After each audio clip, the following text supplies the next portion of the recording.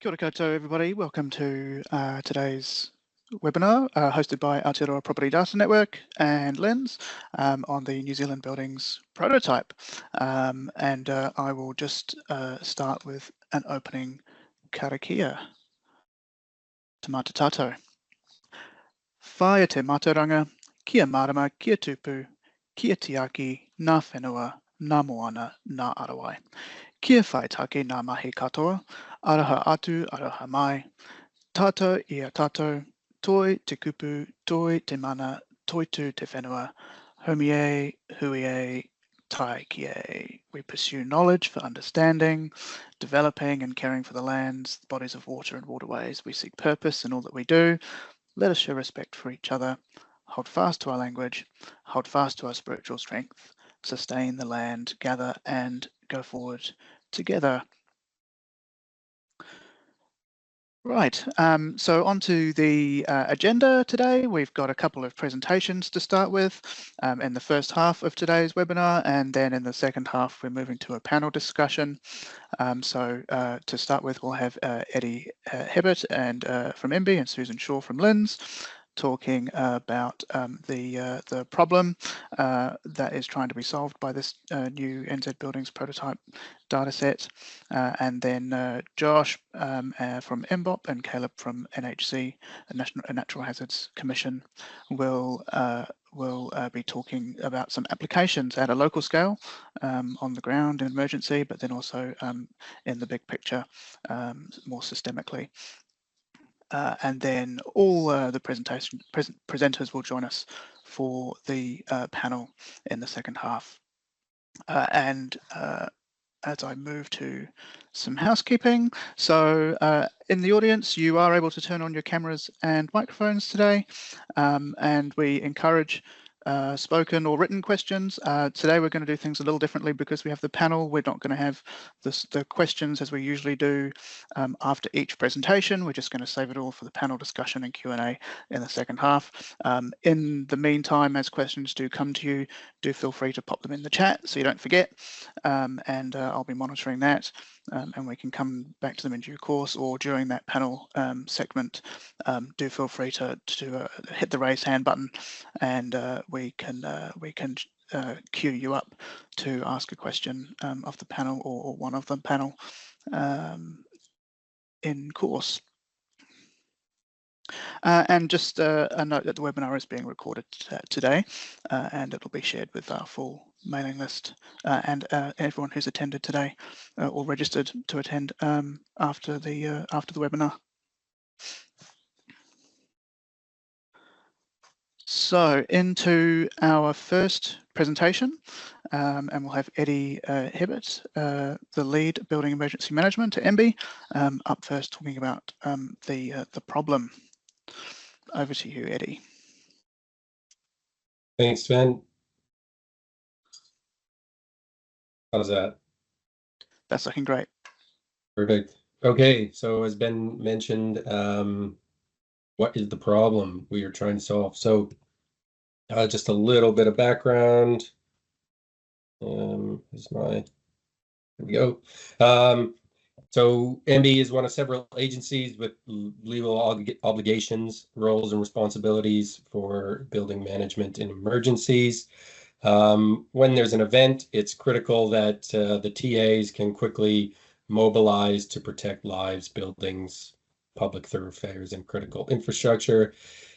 TAs or CDEM controllers have responsibility for leading the response, and our role at MB is to process the designations, monitor, provide guidance, and deploy resources in support. So just a bit of legal background under which we operate, and most importantly is subpart 133BQ of the Building Act, and it sets out the methodology for post-event assessments. So this gives us the mandate to capture that information. The other ones are all relevant, but I'll just let you guys read those yourselves.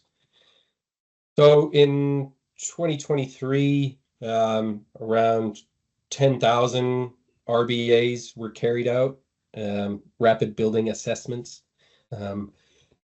Building inspectors are often brought in from other regions to carry out these just due to the lack of local resource. In the past, this has often been done manually. So there's quite a bit of data to capture, upload, store, analyze. And a lot of this information is already collected by councils in the district valuation role, the DVR, and it's held by Toitu Te Whenua as a national data set, and publishing DVR data and pre-populating the RBA forms will save time and improve data accuracy. So that's the key point. So as part of the work we were doing, we came up with this slide, and it's just a who, what, when, where, why. So the what, we're asking for NZ building data outlines attributed with DVR data, link it to the property address.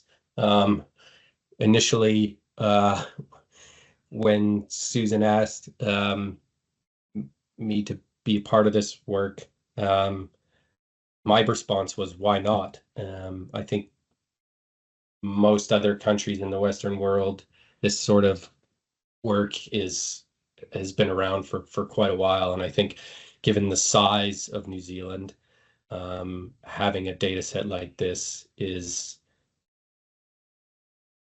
overdue, long overdue. So the why, to aid New Zealand's emergency, but specifically from an MB building emergency management perspective, it's to aid New Zealand's emergency management system and its effectiveness in preparing, responding, and recovering to events. As this information is critical to inform rapid building assessments, critical to prioritize and inform deployment based on characteristics that are more prone to damage from impact, critical for recovery information, and critical for reduction. So where this is ideally going to be hosted, either on a LINS system, local government, ArcGIS Online, or by central government organizations such as MB. When? Yeah.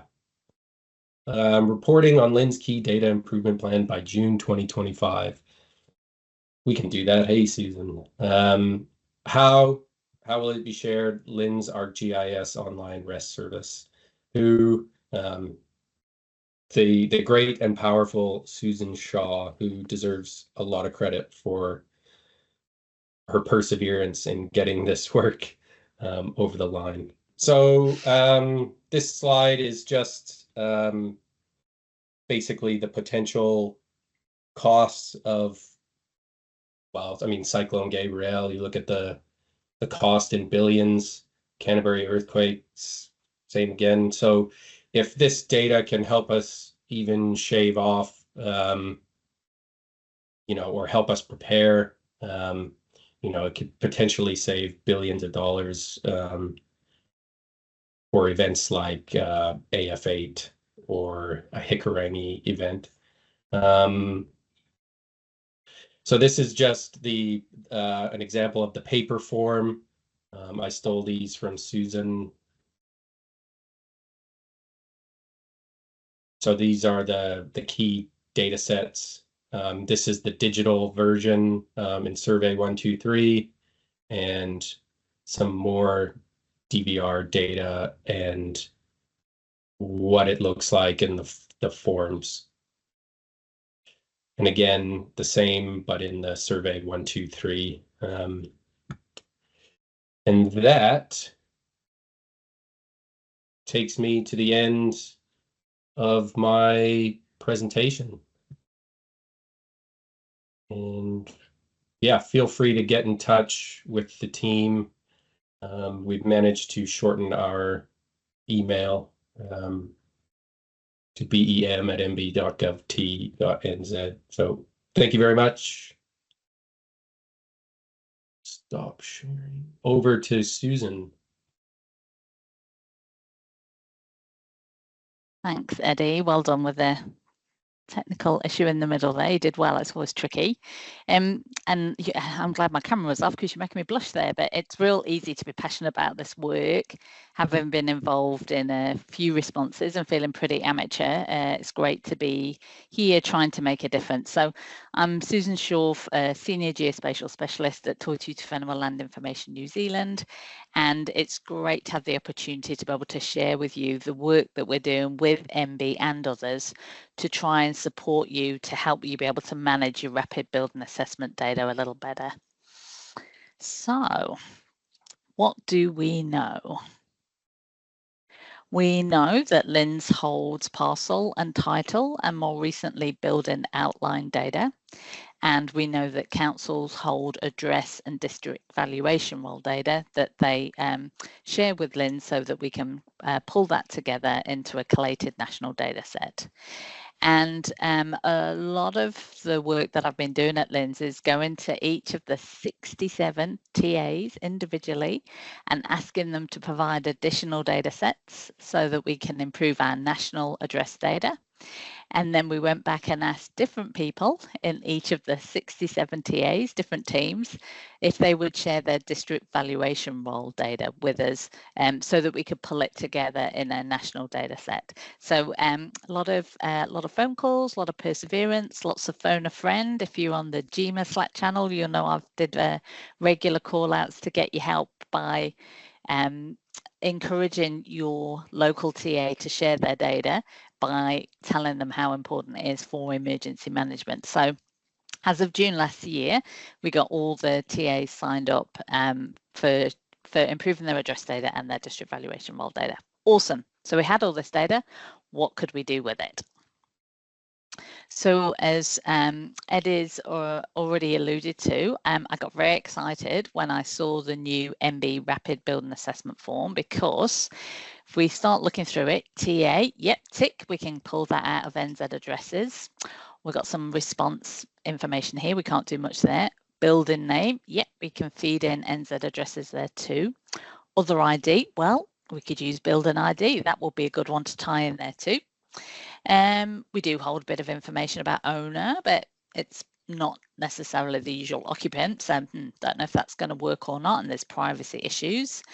But then what I really appreciated is all that data in the DVR that could ideally pre-populate at some point, but at least inform that building inspector who's flown in from out of the district, who's in the rain, likely standing in mud, possibly having aftershocks, really stressful situation. So rather than standing in front of the building going, well, how old is this? What's the construction age? If they could look at the year built from the DVR and see it was built in the 50s, it's really easy for them to choose option B for construction age on the Rapid Building Assessment form. And that's true for footprint. We've got building floor area, building type, we've got property type, so commercial office, and structure type, we can see from wall instruction is concrete. So it's not a perfect match, but yeah, just I think it could really help, again, in that really stressful situation while you're trying to decipher what's going on. And two really important things happened in the last 12 to 18 months or so. First was that we got all the TAs signed up to sharing their district valuation role data. Second, MB agreed to join the Key Data Improvement Programme as a lead agency. So that was a real strong signal to LINS that MB were taking this seriously and they wanted to work with us to make a difference. And then around this time last year, the Natural Hazards Commission, or as it was known then, the Earthquake Commission, ran a workshop on building and on creating a national building register. And so we took both of those as a real, yep, we should go forward and start on this work within LINS. And so I started looking at what came out of that workshop that EQC ran, and it was like, all the data's here, but actually it's spread across 24 different data sources. And when I went through the metadata and the data dictionaries associated with each of those, there were 6 different reference documents that were quoted. So while the information was there for you to pick up and use, potentially, just having the capacity, just having that headspace to be able to understand how to bring that together, we could see was a real blocker to being able to go forward. So what could we do about that? Well, as a good agile organisation, we started with a user story, and this is Karen at Nelson City Council, who's doing awesome work with rapid building assessments locally. And so for Karen, as a GIS analyst, managing rapid building assessment inspections data during an emergency, I want to be able to assign a rapid building assessment for every building. So how could we go about that? If we pull together all those multiple data sets, we bring in building outline and we bring in the address, the property information, the title, and the district valuation role data, we should be able to achieve something. Drum roll, please. This is what it currently looks like. So I always think this is one of the most exciting things, just because a lot of you have been asking about it for a long time, is what this means is that a building now has an address. So in this example, we've got 186 Shirley Road. We then pull together lots of those really good IDs, so you can link with other national data sets and your own data sets too. So we've got the more recent unit of property ID, the more old school traditional parcel ID. We've got a council's valuation reference, legal description, title type, and then we get into that really rich district valuation role data. So we can see that 186 Shirley Road is residential. It was built in the 50s, it was good condition, and it's about 120 meters squared. So that was really exciting just to see the data about like that. And to be honest, I had been really focused on being able to click on a building and find information out about that building. But then when the data got built, I got really excited about the information that was getting generated at a national level. So if we just look at one of those attributes in turn, so if we start by looking at the planning zone, suddenly we could draw up all the buildings and mark them up symbolize them by planning zone. So you imagine if you're in a response, you can see where all the residential areas are because they're in that zone. You could maybe prioritize sending your land search and rescue team out to the residential areas first. You can see all the industrial areas. So you may send out a crew that's got specialized equipment and breathing apparatus to go and look in those industrial areas. I mean, it's all a bit of an assumption and a proxy, and it's not going to be perfect, but it's possibly more intelligence than you have now available when something happens. So that was planning zone. I then had a look at the building condition. And so this map in the middle is we've just put a filter on so that we can only see the buildings that are of a fair condition. So again, in an earthquake, you might use this to prioritize, well, we're going to go and assess the buildings that are of fair condition first, because the chances are they're the ones that are most at risk. And then thirdly, what I got excited about too is during COVID, Lynn's identified hospitals and schools in our building outlines data set, and we haven't been in a position to maintain that data since, but all that data is sitting in the district valuation role.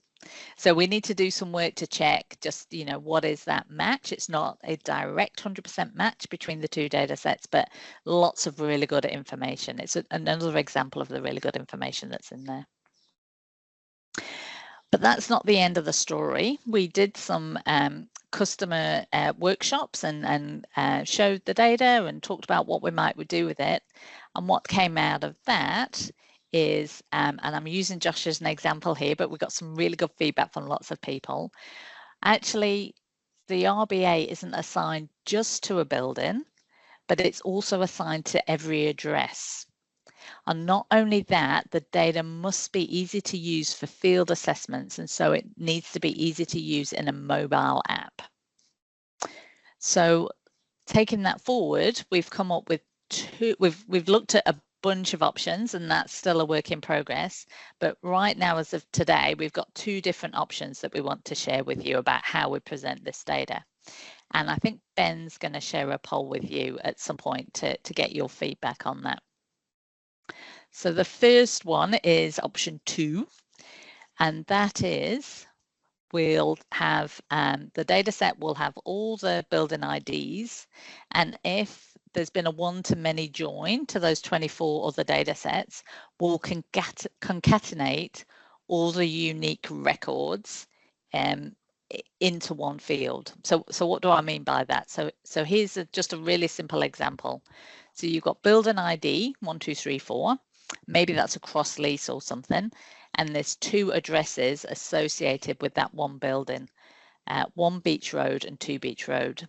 And so we'll just concatenate the 2 address IDs, and we'll concatenate the 2 addresses. So that's neat in that you can see all the information that's associated. You could search for it, but you can't, for example, use the address ID then to join off to another data set. And that's the same for parcels and unit of property ID and so on.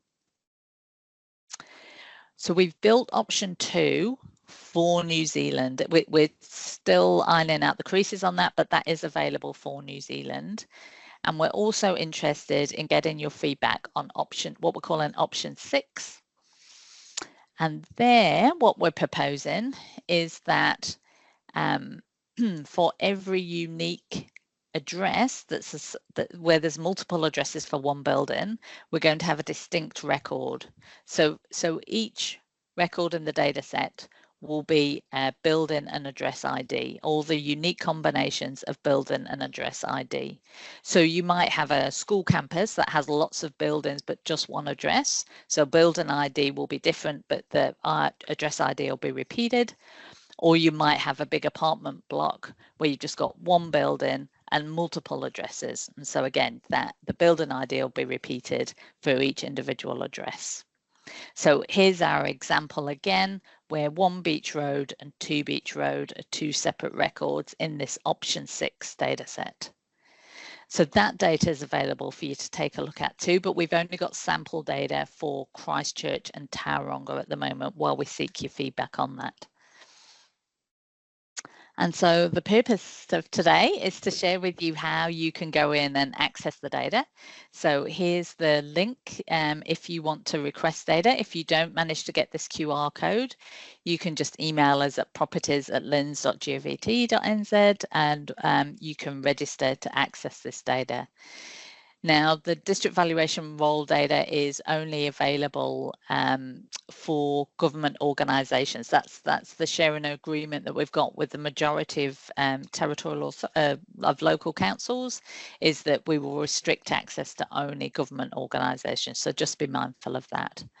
Yeah, and thanks, Ben. Put up the poll. Which is your preference right now? Concatenating all the unique records, or duplicating the building polygons for multiple addresses, or have you got a better idea, in which case we'd love to hear from you. Cool, thank you.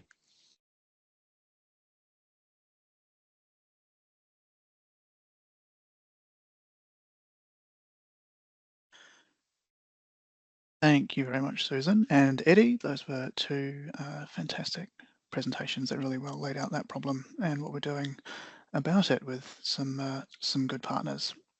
That poll is just ticking along, 23 responses so far, and it's leaning heavily towards option 6, duplicating the building polygons for multiple addresses, but we'll just leave that live and monitor the chat as well. Oh, another vote in the chat for option 6. Can we have both? That's one of the other requests. Without much further ado on that, we'll just we'll keep that poll live, as I said, but we'll just move to the second set of presentations today. And we have got Josh Bergen from MBOP, Emergency Management Bay of Plenty, and Caleb Dunn, Principal Advisor, Risk Reduction and Resilience at the Natural Hazards Commission. Josh, when you're ready. There we go. Perfect. Thank you, Ben. You just checking you can see my slide, okay? Yep, it's looking great. Fantastic. It's always technical difficulties, so I'm glad it was someone else, not me this time. You can tidy them up in post, it's all good. Yeah, perfect, Ben. Awesome. Hey, yeah, so thank you for having me, Linz.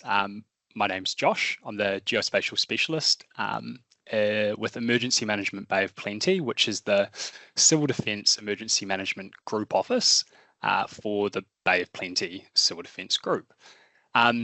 I was asked to give a bit of an on-the-ground perspective, which I will try my best to do, drawing on sort of experiences in my role as well as deployment earlier this year. So probably a good question to answer, because recognizing we're not all civil defence people in the call, is who the Bay of Plenty Civil Defence Group actually is. And this is it. It's all of the territorial and local authorities within the Bay of Plenty Civil Defence Group region. So that includes the Regional Council, plus the territorial authorities. And then for us, with our offshore islands, it's also the Minister of Local Government, who is the territorial authority for those offshore islands. So that's who we are as the Civil Defence, and I'm in the group office for them. But why do we care about buildings and location? And really the reason for that is because location is everything in a response. From the very first catalyst event, whether that be an earthquake, like this shaking layers map on the left, through to actually coordinating the response and moving real world assets around and helping the impacted people, to actually communicating with the public and our response partners. So location, everything in a response. It's really critical to what we do as Civil Defence Emergency Management. And one of the ways we get all of this information are through field assessments, as Susan so eloquently put it in her earlier presentation. And under our director's guideline, which is one of the guiding guidelines for how we do impact assessments, there's 3 phases. The first of which is the wide area assessment, wide area impact assessment. The second is the rapid impact assessment. And the third phase of those assessments are the specialised detailed assessments, which contains the surveys that Civil Defence Emergency Management groups sort of maintain and create and give out or provide to the assessors when there's a response. So those building assessors come in and they might get some printed building assessment forms or a survey 123 at this stage that's created by the group. So that's sort of going to be the focus there. And as you can imagine, building assessment, it's all about buildings, and welfare needs assessments, it's about the people, but everyone lives in a home, which is a building. So really critical for that. Now into the actual overview. I've got kind of that format out of the way. The overview of this presentation, it's going to be really a case study of how these field assessments are done and how they can be done with the new data set. What I should probably adjust in this slide though is put some red blobs over there and say that actually at the moment there's 67 different TLAs or more, are there? Each with their own sort of way of doing things. There's the director's guideline on impact assessments, but it is just a guideline. There's awesome resources like the ones we saw Eddie provide, but while we can all strive to use those things, there isn't necessarily the mandate to adopt one way of doing things, which potentially is a bit of a hole. However, this presentation, it's how Emergency Management Bay of Plenty has solved this field assessment problem and how MBOP can do it with this new data set. So thanks, Linz, for the new data set and allowing me to ramble on a little bit. So I'll sort of frame this discussion around this nearly perfect or nearly on time method that we took to get the field assessment done. Yeah, and I'm going to focus on really the pieces that are important to address in buildings. So I'm not going to dive too deep into this assessment or the background for how we developed it, but really nothing outrageous. We wanted something that was simple to build and maintain. We wanted everything in it to be efficient, so we didn't want it to be slow, but we also wanted it to be well integrated and functional on any device. We wanted it to be always reliable, so really ready for our worst day, although worst day might be probably on a different scale. And we wanted it to be really practical. We wanted it to keep the end user front of mind so that whoever's using it, it makes sense. So simple to build in and maintain, nothing outrageous. Meant we didn't want any new data sets that we had to build or maintain or host and share and get around. So the perfect thing for us to use in this first instance was the LINS NZ addresses layer. What that meant is we could just grab it and really simply integrate it into an out-of-the-box solution, being survey 123. So pulling that ArcGIS Online item into the survey. Perfect. We started off with the MB rapid building assessment template, which was awesome. And then we just tweaked it a little bit to fit our local nuance a little bit better. So that's awesome. However, it isn't necessarily worst day ready, because if we're referencing that online data set and we have that worst day where there's no reception,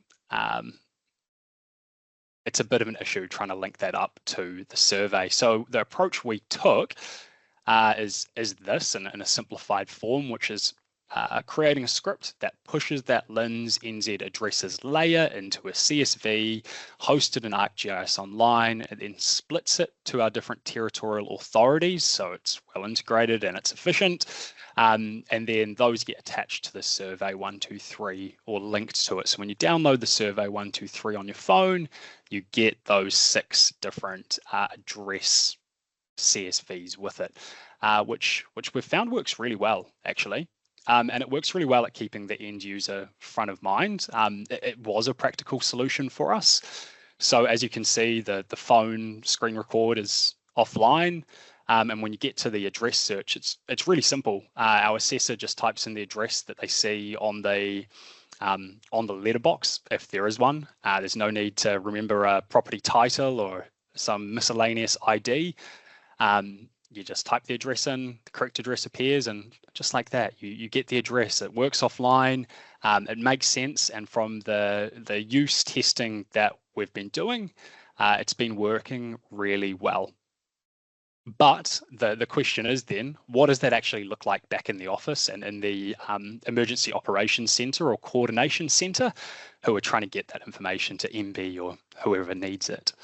It looks a bit like this. And you can probably see from that picture, hopefully, that the NZ addresses layer, there's points not on buildings, or there's 2 points, and it's all a bit random, which is a bit of an issue when we're trying to specifically talk about buildings, especially for the building assessment. So while it works really well in the survey, we do have, I guess, a bit of an issue coming back to the office where that nearly perfect acronym works really well, but kind of forgetting those next steps. So that's what we've done. That's what we've got. But how is it going to get better with the new data set? So what are we going to do with it?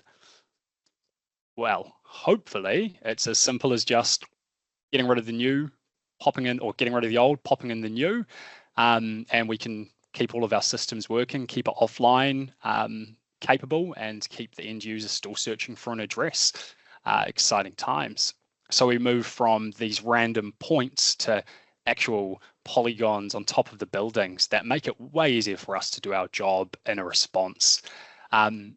On this next slide here, I've just taken the table or part of the schema that's attached to one of those building outlines. And what it allows us to do is, as I've written there, gain more insights more quickly. Whether that be recognizing there's asbestos or other hazardous material from the building type, so we can get PPE to certain neighborhood blocks, potentially looking at the valuation records and starting to play around with the value of impacted dwellings. The condition, as we saw with Susan's presentation, the use or the zone, we can begin to prioritize our assessments or prioritize rubbish pickups or whatever that might be. And of course, maybe a little bit more automation in there as well. So it gives us those light bulb moments. And for us in emergency management, it really helps with that efficient transition to recovery. And I've put the little one of many definitions of recovery there, just to, I guess, remind me why we're doing this. And it's ultimately for our communities, and it's for the people who have been impacted. So recovery, which is what this new data set will make it more efficient to REACH is the process of holistically empowering communities to redevelop a sense of place, belonging, and meaning in their everydays, which is the ideal. And of course, this data set can be used throughout all those phases, through the phase 1, phase 2, and phase 3 assessments, so that at every point during the response, you're referencing the same bit of data, which would be awesome.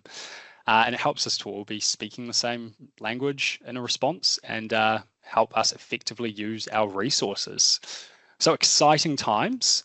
And this is my kind of last slide, because it's a simplified version of Aotearoa, but really we've got 16 civil defence emergency management groups in the country, but we're all a part of this common Aotearoa system. So I guess for us to have this awesome data set that's almost been purpose built, it's great news. So thank you, Linz. And that's the end of my presentation. I think I hand over to you now, Caleb.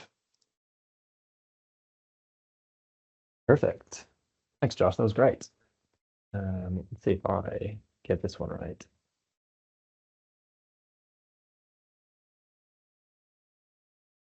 Cool. Should be seeing that right.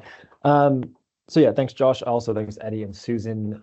Kia ora koutou, everyone. Ko Caleb Donahoe. Ben mentioned I'm a principal advisor at the Natural Hazards Commission. My position on today's webinar and my interest in building data comes from my background as a structural engineer, and also now my position with the Natural Hazards Commission, trying to improve the resilience of the built environment. And broadly speaking, I'd say I generally adhere to this idea that you can't improve something until you've measured it, which is sort of a twist on a pervasive business saying. And so this idea of improving the built environment, I feel there needs to necessarily be some degree of measuring its current state. And I envision that happening via a national building database. So I have actually shared this idea on this webinar series back in March. Ben was very kind to have me on. So just to reiterate a bit of the background and the premise here, this underlying idea is that there's property and building data out there. It just exists in so many different places or formats or levels of accuracy. And so we're instead aiming to create a single consistent data set that's useful by multiple stakeholders, multiple agencies.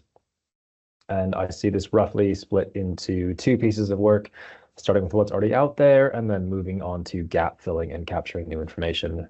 And we want this data set to be sort of beneficial to a range of different agencies and stakeholders, and including attributes that are of interest to many parties, and I guess depending on the degree to which that data might already exist. So Susan mentioned we held a workshop last year with several different agencies and researchers and insurers and government agencies, et cetera, to try and just get on the same page of what everyone might want out of this. So this has been going on for a bit. And we've since been, I've been in quite close touch with Susan since then, trying to get moving. So this is a bit of an update, but mostly sort of the future vision of where it's going. So Ben has asked me back this month to kind of expand on this future vision. Eddie, Susan, and Josh have done a great job outlining the progress so far and these serious steps that have been taken and how it can be used in maybe the near term or the medium term and really applicable on the ground. I get to come in and wave my hands and sort of cover where we're going into this aspirational future, which is fun for me. So I'll start sort of, I think, where we are. I think the logical starting point for any national building data sets is going to be with what Linz has. Given the great work it's already done, the building outlines is sort of foundational to building data in New Zealand, and then the way the imagery processing falls into that as well. And the work we've already heard today is a great example of improving on what's already out there. This next sort of attribute, I think, is really important of being publicly accessible. The Natural Hazards Commission does have a building portfolio it uses for our own in-house loss modeling function. It has certain characteristics for buildings pulled from various sources, and we get that from CoreLogic. But the idea of this new national building data set is to be useful to multiple agencies and therefore kind of generally publicly accessible or open.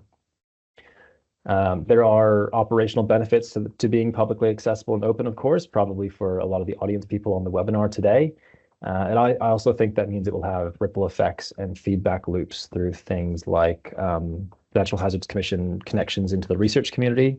So I'd be really excited to give, say, a bunch of engineering researchers access to this kind of data set and then just let them loose and see what kind of insights and trends they pull out of it to help improve New Zealand buildings.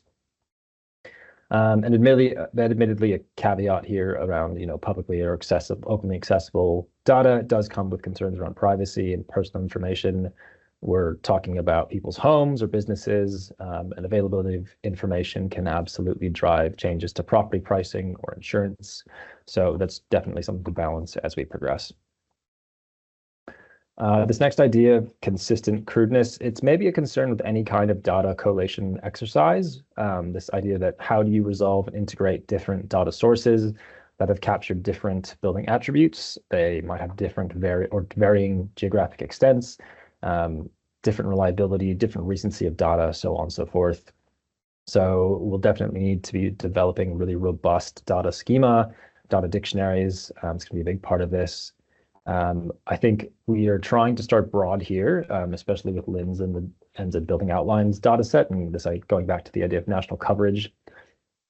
And ideally, we develop this database sort of from the ground up and adding further attributes and capturing them with national coverage as much as possible, rather than sort of netting in really high definition but disjointed pockets of building data.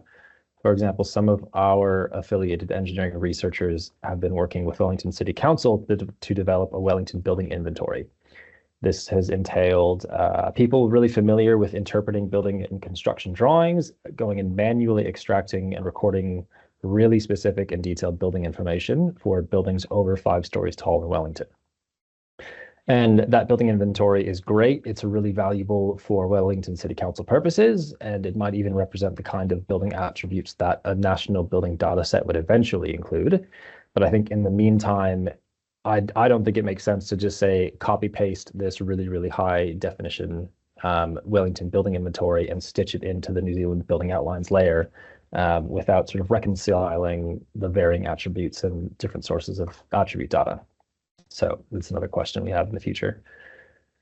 Building fragilities is really where the Natural Hazards Commission sees the most interest in the idea of a national building database, especially as it pertains to our own loss modeling capabilities and our event readiness capacity. So we are looking for information or to capture the kinds of information that best represents how resilient a building is to natural hazards. Those are things like its construction material or its year of construction, and which is a proxy for the building standard. And those were in the snapshots of the RBA form that were shown earlier. But even things like being able to put an indicator flag on a residential building that we find have older unreinforced brick chimneys, which are notorious for causing damage in earthquakes. And so with this kind of information, we can start identifying and visualizing certain trends. For example, if you just take building age, which is a proxy for building code and standard, and if you just lay that out across the country, you can probably get some high-level takeaways. Like in Christchurch, I would expect to see more newer buildings following the major rebuild over the last decade. And so then I would expect that these buildings are more robust and better designed. But then, sorry, I'm jumping.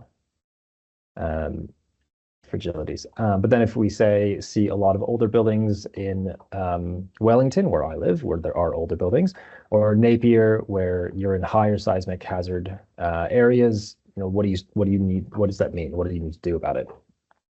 So pulling in and being able to use this kind of information would be a huge insight for the Natural Hazards Commission, and I think generally hazard risk management in New Zealand.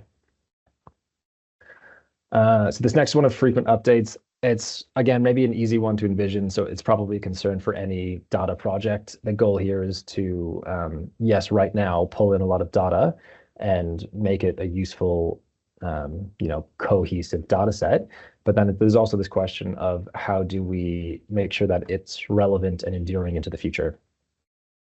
And I do have this comment here that it's somewhere between aspirational and naive, but I personally envision a separate piece of work maybe in the future to digitize the building consent application system so that we're capturing building attributes at the consent application stage. And this way we're getting building attributes, they're immediately tied to a property and associated to that property. And it also captures things like renovations or additions or demolitions that things like aerial imagery or satellite scans maybe don't capture or have more trouble picking out. And finally, even though this is in the context of a presentation around aspirational future vision of a national building database, I'm still leaving this idea of a fully functioning operational digital twin of New Zealand's built environment as a dashed outline of an idea. I think it would complete this little skyline that we're building here very nicely, but I think it's still quite a ways off. We're not quite sure how to pull that all together just yet. We've already heard some examples today where building information does get operationalized, but I think there's a risk there of pulling in maybe really specific or individual building attributes or based on static data sets. So, or sometimes you have to build one-off customized dashboards in the moment. So getting to real-time information, being able to visualize and project and model changes and actively updating it is still a ways off. But I've included it here because I think it's valuable to lay it out as this future vision of what the building database could be and sort of what a data-rich and enabled built environment could look like. So this is all the nice long-term, would like to haves to complement the very real on-the-ground impacts that we heard about in the first half. Obviously, a big piece of work, some big hairy questions to tackle in the what and especially in the how. But I really think the opportunities are there, and between LINZ and some other interested, motivated partners, I think it's a legitimate and worthwhile undertaking. So that is me. With that, I will pass back to Ben, and I think he can take us into the panel discussion.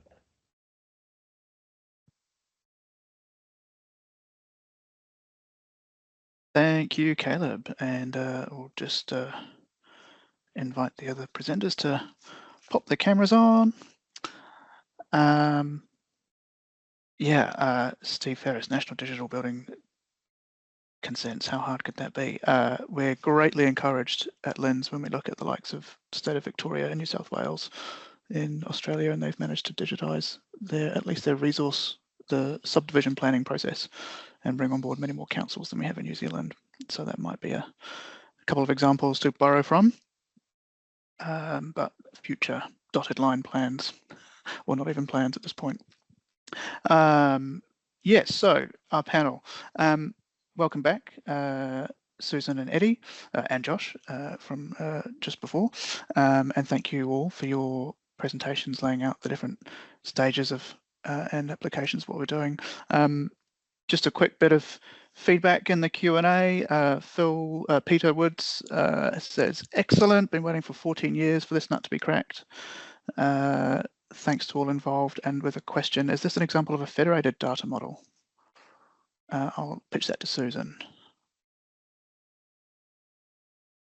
All right, I just have a dicky type. I've just tried to share the link if you want to register to access the data, but I haven't quite typed it right.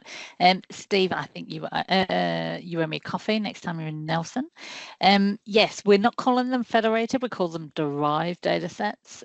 Basically, it builds on all the huge amount of work that the property squad has done at LINZ long before I turned up to create this connected property data framework that laid the foundation to be able to then build these derived data sets.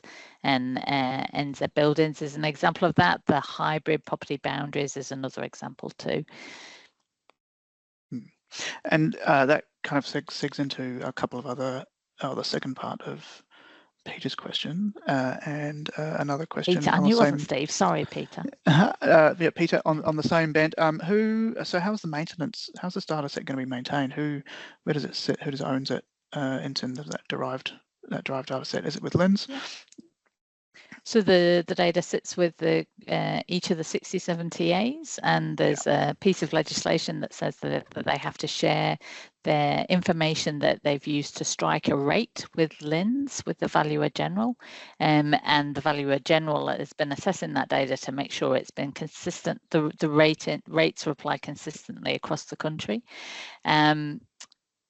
This is then taking that another step forward. Well, can we collate it into a national data set? So I don't know until we go to really use the data just how accurate that is. I mean, we do know that there's quite a range of resource across the 67 TAs about what's available to them, and I'm sure that is reflected in the quality of the data, but I'm really sure that by using it and highlighting the importance of keeping that up to date, that will help. But what state it's in now, I've got no way to measure that at the moment. And Cool. Caleb's told us we need to measure it before we can improve it, so we perhaps should find a way to do that. Yeah, absolutely. And Carl has just asked, is one of the sources being used the StatsNZ statistical location register? We certainly have a fantastic link with stats, given that Mike Judd, who was in the property team and was the driving force of the connected property data framework, is now seconded to stats. And so we met with them quite recently to hear about the work that they're doing. That would certainly be the goal, to learn from what stats are doing. I know it's always that it seems to be tricky for stats to share their data, but I'm sure we could work our way through that. But we're going ahead with this version of NZ Buildings at this point. But yeah, super keen to work with stats in the future, and spot on, Carl. That is what that would make it even better, right? If we could pull that data in, for sure. Thanks, Susan. I've got a question for Caleb. So this data set has potential uses across all the 4 R's of emergency management: reduction, resilience, readiness, recovery. So far today we've heard mainly about response and recovery. Could you sketch out the reduction or maybe the mitigation effects that this data might have set us up for when we look ahead to future events? Yeah, I would love to. Thanks for the question. I think this data set would go a really long way to sort of identifying what we call the low-hanging fruit for risk reduction. I use the example, say, of putting flags on properties with brick chimneys. We know those cause a lot of damage in earthquakes. They fall into the building, they take out a lot, they completely fall apart, etc. So we already know brick chimneys cause a lot of damage. We already know how to mitigate that. We just don't necessarily know where they all are. Like if you take the bus home in Wellington, like I do, you can spot them all on your way home, but you don't know where they all are in the country. So one, it's just locating it and figuring out what's your actual exposure in the high hazard, for example, Wellington high hazard areas. And even if it's not driving something, say like to compare to the earthquake-prone building system, for example, and with an eye towards risk reduction, even if this data doesn't drive something like a mandatory retrofit scheme, it can still give people the information to sort of ask more questions and understand what they have, and then what that means for them, what that means for the risk, and ask what they can do about it as well.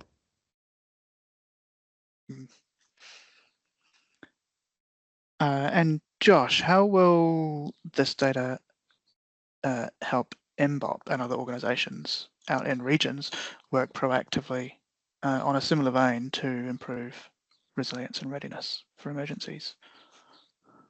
Yeah, big question, Ben, and I probably can't speak for all of the regions, but like for us and some of our I guess reduction readiness projects, such as our Tsunami Ready program, where we're having a look at what's within our tsunami evacuation zone. Obviously, data is king, and kind of the more, as I said in my present, the more insights we can get from that data, the better we can adapt and look at things such as Caleb's suggesting with taking actions, but also potentially even more on the ground where it becomes a tool and participatory mapping processes with community response teams where they can have this data set and contribute more to it locally, where they can identify those houses that are particularly vulnerable in their community, and then that can be used in their local response plans and planning. Yeah. Nice. And you highlighted in your presentation, that address points aren't necessarily always on buildings, but it's, NZ addresses is the most easiest available data set we have at the moment, but just wasn't designed with this building-centric purpose in mind. And I might pitch to Susan from a lens point of view, where that's a bit of a question we've been talking about internally, is how do we improve or continue to improve that addresses data set? Do we look at putting multiple points on a property for different, like the entrance of a property versus where the building is, what have you? And so especially on rural properties where a building might be kilometres away from the access point, how might we sort of start to grapple with that problem? So on a positive note, we've just published recently, we've updated guidance for TAs sharing address updates with LINs, and one of the recommendations, unbelievably for the first time, is to really clarify that our preference is to have the address point located directly over the main dwelling. So that would be a great start. That document also said that if you wanted to supply your address updates as an ArcGIS REST service, that LINS is able to take that rather than you send in spreadsheets or how shape files, however you share your data with us now. So congratulations to Gisborne, who's the most recent local authority who's sharing their data with us in that way. This very weak internal database, addressing database, is getting an upgrade, and this is the first step towards being able to enable councils to come. This isn't happening on this upgrade. I'm going to get throttled if I give that impression. It is the first step towards us working towards you being able to come in and be able to edit the data directly online, so that there is that one source of truth and you're editing your own data. And then the only other thing to say, I think, is that fact that because of the connected property data framework data that's work that's been done that's created that property foundation, we then have the ability to create different types of addresses. So rather than just like throwing on loads of points for all sorts of different options, you could have an address type that is entranceway that's down at the start of the driveway of a long rural property. You could have address type that's main dwelling, but we don't have the capability to do that, but that's certainly what we're aiming for in the long term.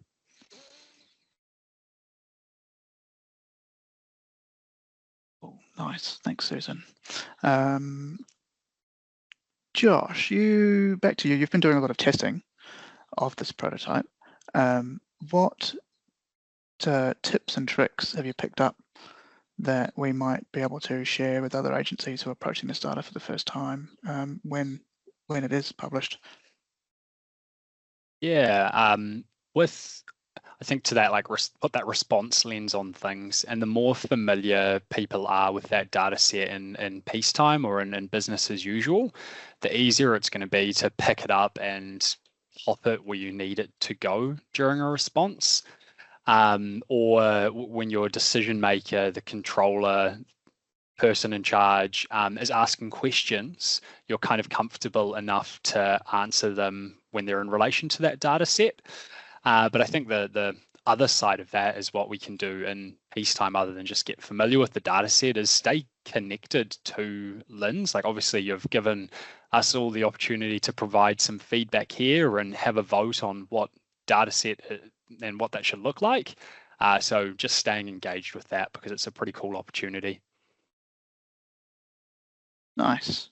And sticking with you, because this might be a question best suited for sort of local agencies, emergency management agencies. So we're talking about NZ buildings, and are risks to buildings on the surrounding property is there a way to flag those separately and combine them with this? So, example, if there's a slope that might be erosion or slide prone, or a risk of flooding, does that layer up on top of this data set, or be sort of an attribute included in the data set in future at a local level maybe?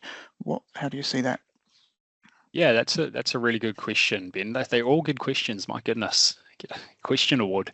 I think being at the group level, like, I definitely have a bit of a disconnect, unfortunately, between the local councils doing the risk mapping and all of that work. And although I might get that product and do something with it, I'm not actually doing that initial analysis. But I can definitely picture a world in the future, as Caleb alluded to, where we do have this authoritative building data set that's potentially got its risks to that dwelling or building kind of pre-identified. Is it in the tsunami evacuation zone? Is it within a floodplain? Is it in a landslide runout zone? If there is a whole bunch of landslide induced or rainfall induced landslides, we can just symbolize those dwellings or those properties or those buildings and start kind of getting the ball rolling earlier preemptively for them. Awesome. I'm going to pivot slightly now. I'm conscious I've been leaving Eddie out. Eddie, you alluded to other problems that beyond the rapid building assessments that this data set will help solve.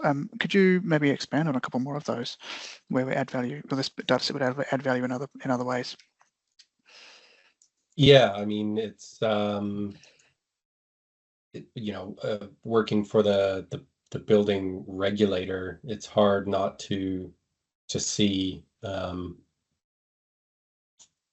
lot of problems being solved, particularly where dwellings are even located nationally, and if there if there is work being done to create a central one building consenting system in the distant future, then it would make sense to use that national data set to inform those. And you can also, I mean, you can start managing a national building stock. Like I said before, New Zealand is a relatively small country. We need to understand our existing building stock so that we can plan what buildings work for the future. What are the most resilient buildings? What are the least resilient buildings?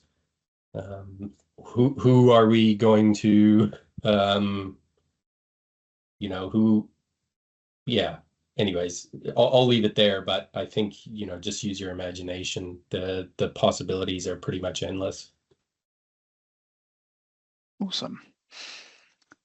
And Susan, in developing this up, were there any other functions that had to be kept in the backlog that would have been really nice to include in this prototype, and maybe we might see in a published data set, or are sort of in the pipeline for future improvements? And so two things I'd talk to there, really. I think one answers Karen's question. So we're just beginning some work both with Fire and Emergency, who've already done the work, and with Natural Hazards Commission again, to look at can we add a height to the buildings now that we have beautiful national DEM and DSM available, thanks to the fabulous PGF funding and local council funding to create those national LiDAR data set. So height will be the next thing that we'd want to look at adding. That's not guaranteed it'll happen, but that's we're starting work on that just to look at the possibilities. Yes, I won't say any more. And the big thing for me on the backlog is the fact that this data is not available CC BY. So we've just seen there that I can't give access to Carolina and Budavin from Eagle and Steve from Woods, because you don't have a .govt email, which is crazy, right? So but the reason for that is councils do sell, some councils do sell their district valuation roll data and generate a revenue from it. And so we've deliberately excluded all the financial information from the DVR in NZ buildings. So that's like land value, annual value, capital value, improvements value. We've taken all the other fields from DVR, but nothing where it's got a financial piece of information, because we think that's where the real value is, pardon the pun, in revenue generating for council. So we hope that that will make it easier for TAs to agree to open the data. But yeah, I think that if we can show the data and demonstrate it, that will help that conversation to see if we can go around that hoop again and talk to all 67 TAs and see if they would be would consider opening up the data for this purpose, or for this data set.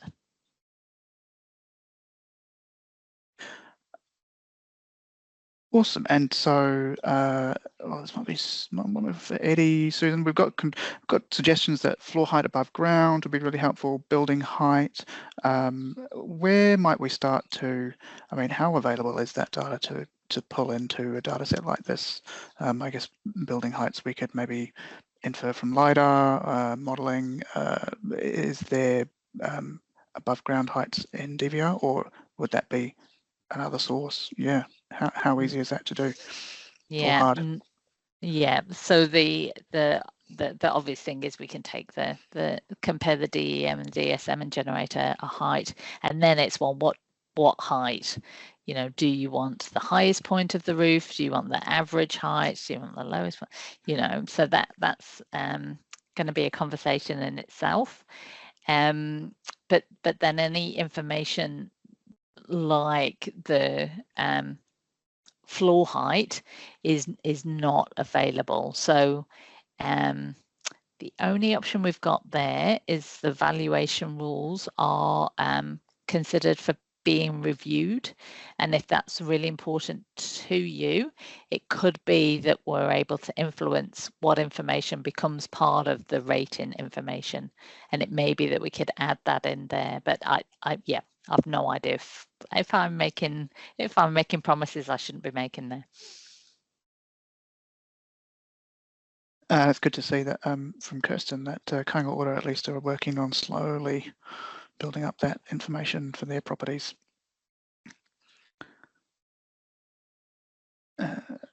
Nice. Do we have a definition of what is a building at Lens? You'd need Mike Judd here to answer that question. Look, we know it's pretty crude, right? The building outlines, it's not the footprint. We know it doesn't do anything like split buildings. Like I saw Steve shared the Canterbury maps there, where I think unit titles or cross leases have been split already. You know, we don't do that in our building outlines. It's yeah, lots of potential for improving that. Nice.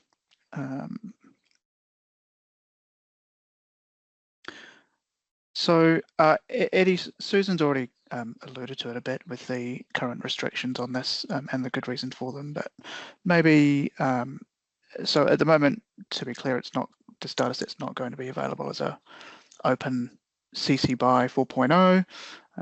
It will be restricted to local and central government users only. What case can be made for opening up this data for use beyond government, perhaps with some safeguards in place where we can't still open up the full DVR and maybe open up something like these derived, or this and other derived data sets? What case can you make there? Well, I'll make the only case that needs to be made. If you pay tax, it's your data by rights. So I think, you know, taxpayers should be entitled to their data. I think that's pretty much it. You could argue Yeah, I mean, there's a lot of different cases that come to mind, but I think that's the most important one. There's, yeah, I could see, real estate insurance,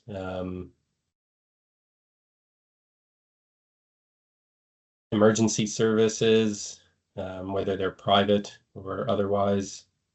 Yeah, I'll just leave it at that. I think we should be doing our best as public servants to give the taxpayers value for money, because taxes seem to keep going up, and I'm not sure if the services are always going up as quickly. Yeah. Caleb, Eddie mentioned usefulness for finance and insurance, like beyond the immediate sort of case or the use case for hazards commission, and maybe thinking back to that webinar at the start of the year where we did have some contributors from finance and the insurance industry. What sort of broader systemic uses or benefits are you seeing, or would you see? And maybe it's through information made available by natural hazard the commission rather than the derived data set themselves. But we're working with those partner insurers. But yeah, how do you see that benefit flowing across sort of systemically?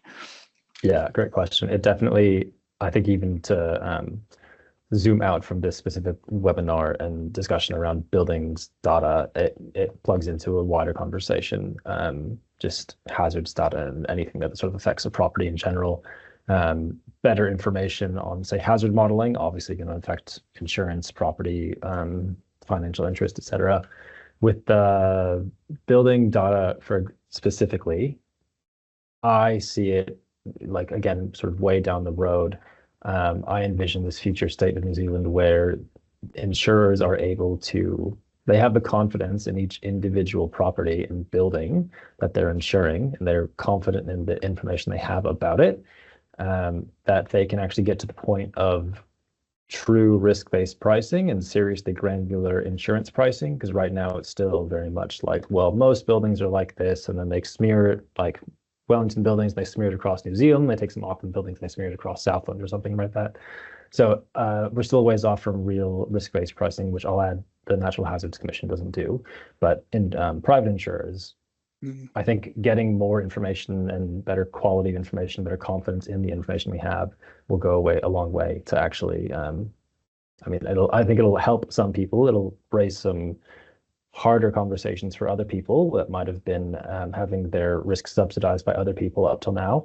But then I think if you do run into those harder conversations, then you have to think, okay, well, what are the steps I can take to make my property more insurable? Do I need to fix it up somehow? Do I need to tie it to the foundations? So I think it's better information will lead to more questions and more conversations, but to the improvement of New Zealand. Awesome, thank you.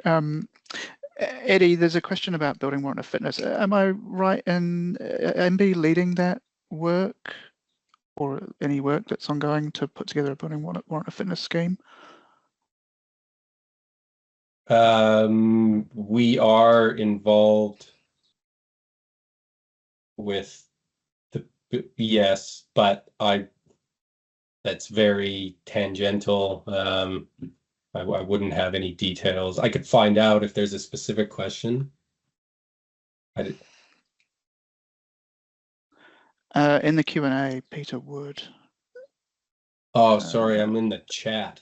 Yes, sorry, yeah, there is a Q&A function as well, where there's some questions popping in, as well as the chat. So, and just loading, I guess just asking that there might be, pointing out that there might be more information just in a future building of WAF, building warrant of fitness scheme or data from that scheme that might help this. Susan, there's some questions about building outlines as well, and I guess the currency of those, which is not always up to the minute. There is a process that, you know, from aerial imagery and then deriving the outlines from those. We know that I guess some councils are doing their own outlines too, and there's potentially some duplication happening there. What do you think we might do in future, or are you aware of conversations that LINZ are having or starting to think about internally in terms of future coordination across, you know, councils like we do with aerial imagery, but in that building outline space specifically as well? Yeah, I mean, here at LINZ, we've been given a real clear steer that we need to improve the accuracy, not the accuracy, but how often, how quickly we make the building outlines available once the imagery has been captured and then the outlines have been captured. And so we're looking at different ways that we can approach that to help speed that up. In an ideal world, we would capture our imagery and our LiDAR and our building outlines all at the same time.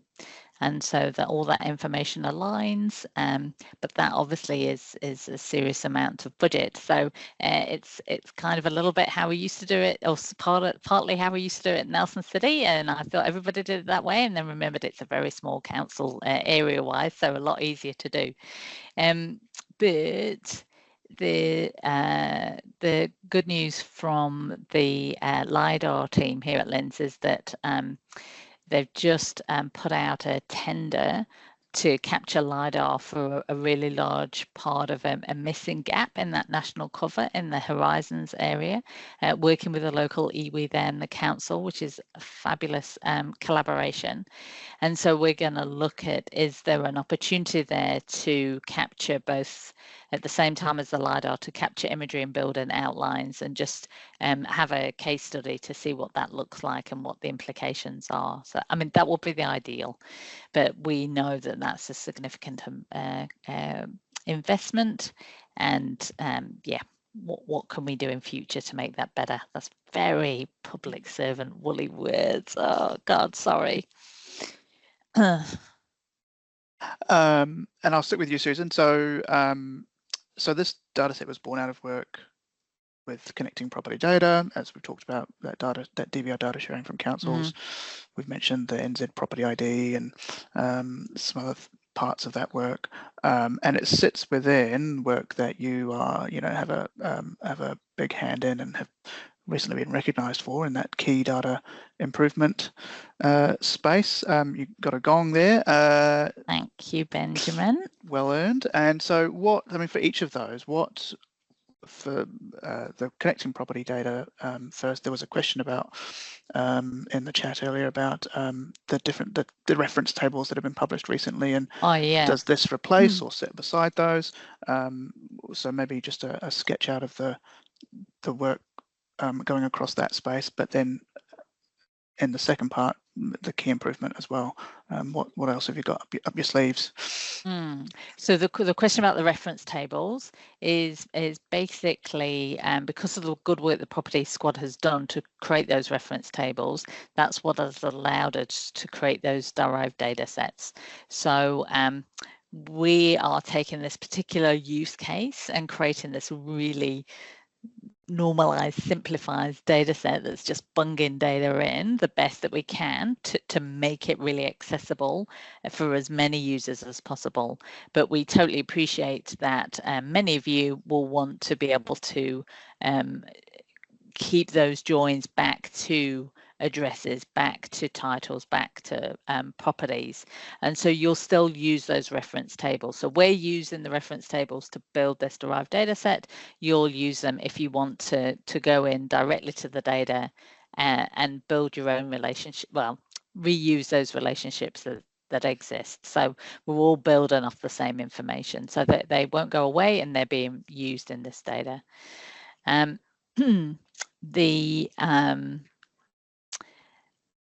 I feel like we've actually talked to a lot of what we want to do with the connected property space already, especially around opening this data up as CC BY. Yeah. Just a quick update on key data, because I love talking about that too. And number one for LINZ is this work on the NZ Buildings prototype data. So it's great that that's happening. And the number one key data improvement overall is on roads. So we've been doing lots in the background. We've used the survey results from all the road controlling authorities earlier this year to share back both with the NZTA and local authority road efficiency group. We have more recently engaged with the operations arm at NZTA. I'm really trying to find a way to get traction to bring together that national and local road view. So real positive meetings again. We take comfort that the work that NZTA are doing on their asset data management system that is building a national open roads data set similar to the connected property data framework will create that foundation that we then will be able to record road status against that. NZTA said all the right things about including the definition of road status and the symbology in which is used as part of the actual asset data management standard. And they're also talking about projects where they look at how roading contractors work with the local authorities, because that's the real powerhouse of being able to gather that information, I think. So nothing to report really, but we're still trying really hard and we're having lots of positive conversations. So I feel like everybody wants to make it happen. It's just been this way for such a long time. It's harder to make that shift, but it's got to happen at some point for sure. Awesome. And with 5 minutes remaining, final one for you, Susan. Final question for today.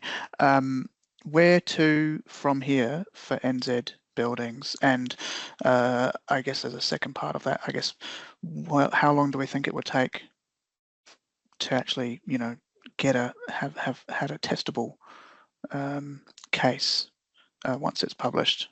So a bit of a timeline from here, but then also how long do we think it would take to really give it a good test? Yep. So we have a goal of publishing it by June. Whether it'll still be a pilot then or not, I don't know. I'm hoping not to be a pilot. That would be my aim. But also it's been really interesting just to work with, I have to do a big shout out to my colleague Ying Ting, who's helping me with all the great database stuff, and the team at Datacom who are working with us, just the managing the joins and the different permutations as we look at this data over a national data set. Like it's, option 6 doesn't just double option 2. It's a massive data set all of a sudden. So really appreciate the work they're doing. So we're aiming to get it out by June. And it's great to see some of you request to access the data now. So we just encourage you all to go in and take a look at the data, and we will run another customer workshop, I think, and then we will make a decision, and then we'll send out a survey more broadly just to get people's take. That seemed to work really well for the suburbs and localities data when we restructured that. So yeah, so that will happen in the new year. But awesome. Have a play with the data in the meantime, because now's the time to give us your feedback really, while we're still still in prototype. Yeah, and just a reminder, where can people send their feedback? That's a really good question. They can send it to properties@linz.govt.nz, but we will form, or they can send it direct to me too, but we will form up sort of a more formalised way of giving feedback in the new year. But yeah, we'd love to hear from you for sure. Thanks for that, Ben. I was missing that key point. No problem. Yeah, so I think stay posted, everyone, for news as we test the prototype, roll it out into a first published thing, and then look to improve it from there. So I'm just going to move to some closing remarks after thanking everyone on my after thanking our presenters today and panelists. Thank you, Susan, Josh, Eddie, and Caleb. You've each really presented really fantastic presentations today and done a great job answering some thorny questions at times.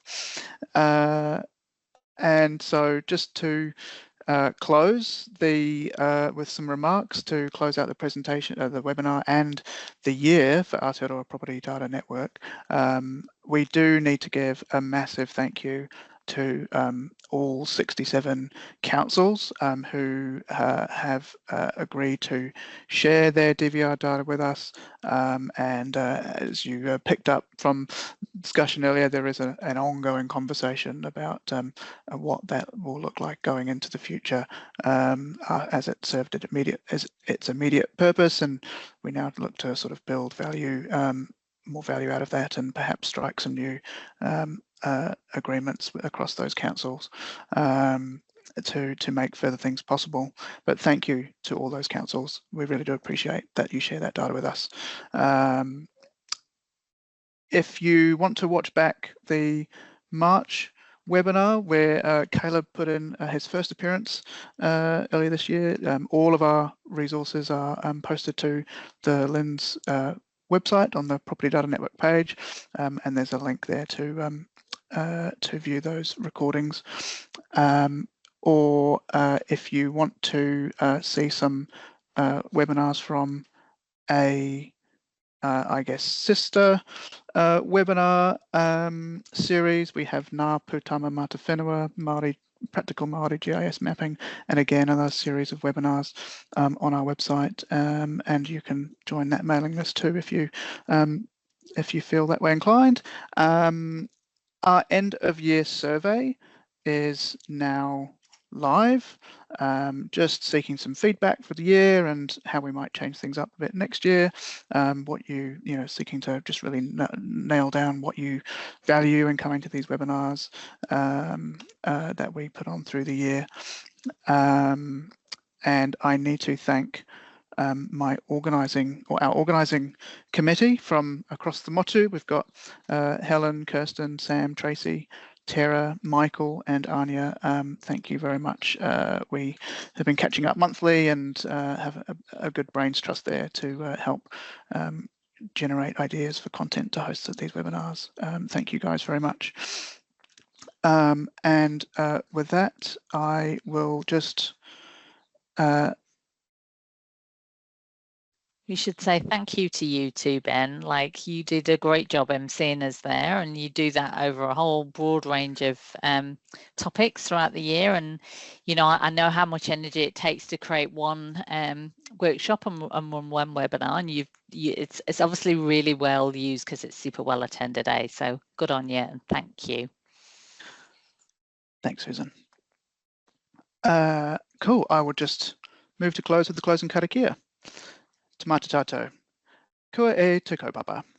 Ka rea nā hua, ka rere nā arawai. Kua mo te mātauranga, hei arahina nā mahi o Toitu Te Whenua. Kia tau te rangamari e, ki runga I a tātou katoa. Homi e, hui e, tai ki e. Our work has come to a satisfactory conclusion. The fruit is growing. The waterways continue to flow. We now have the knowledge to lead and drive the work of Toitu Te Whenua. May peace settle upon all of us and all of you. Gather and go forward together. Thank you very much, everyone, for bearing with us through an hour and a half. I hope you have a really enjoyable rest of your day. And as I said at the top, we'll make the recording available as soon as we can as well. Ka kite.